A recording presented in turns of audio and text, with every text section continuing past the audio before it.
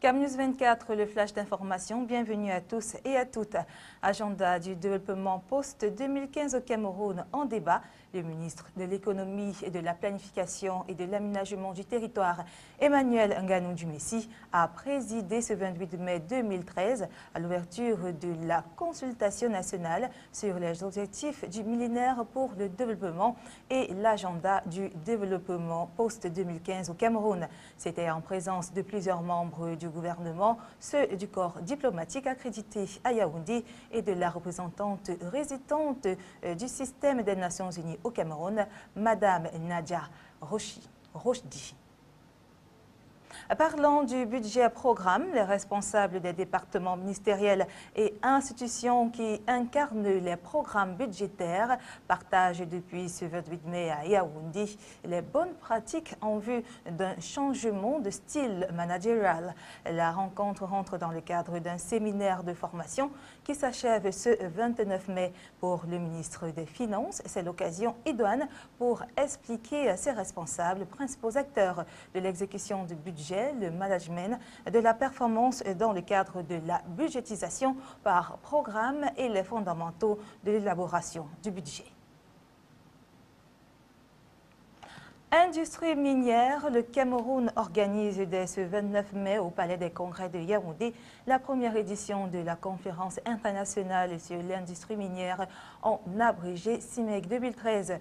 Le thème retenu est les industries minières au cœur du développement durable du Cameroun.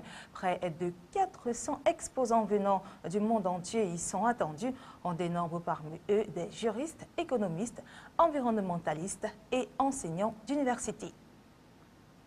Et parlant du partenariat Piazzi collectivité décentralisée, l'arrondissement de Douala 2e a reçu ce 28 mai 2013 un appui financier du Piazzi d'un montant de 10 millions de francs CFA. La cérémonie était présidée par le secrétaire général de la région, représentant personnel du gouverneur de la région du littoral, en présence du coordonnateur national du Piazzi, du maire et autres personnalités.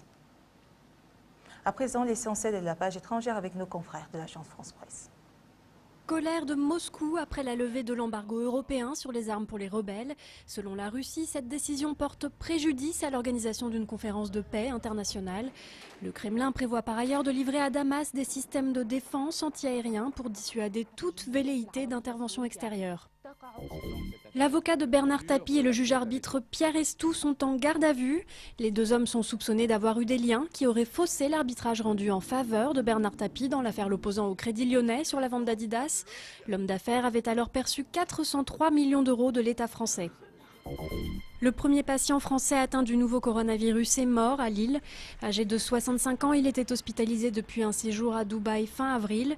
Son voisin de chambre contaminé est lui toujours en réanimation. 44 personnes ont contracté ce virus depuis septembre et la moitié d'entre elles sont décédées. C'est à Montpellier que doit se dérouler le premier mariage homosexuel de France mercredi. Vincent et Bruno se diront oui devant leurs amis, mais aussi devant 130 journalistes et 2 ministres, Najat Vallaud-Belkacem et Dominique Bertinotti. Le choix de Montpellier n'est pas un hasard. La maire socialiste Hélène Mandroux a toujours été à la pointe du combat pour le mariage homo. D'accord pour la cigarette électronique, mais sous conditions.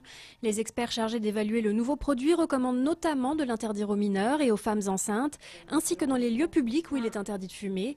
Inventée en 2005 par la Chine, la cigarette électronique fait débat chez les tabacologues qui s'interrogent sur sa nocivité. Entre 500 000 et 1 million de Français l'auraient déjà adoptée. À présent, prenez connaissance du programme de la soirée sur CamNews 24. Eh bien, dans le cadre de la page spéciale sénatoriale, nous vous proposons un entretien que nous a accordé Sa Majesté Salomon Madiba Songé, sénateur RDPC de la région du littoral. Vous aurez aussi le journal de l'économie. C'est avec Ghislain Congon qui revient justement sur l'actualité économique du Cameroun et du monde à travers les faits et les chiffres. Et puis, une rediffusion de l'émission La Tanière vous sera proposée. Michel Ateba revient ainsi sur l'affaire Fecafoot et les lions indomptables du Cameroun. Voilà donc le menu de ce soir sur CamNews 24. Bonne soirée à tous et à toutes.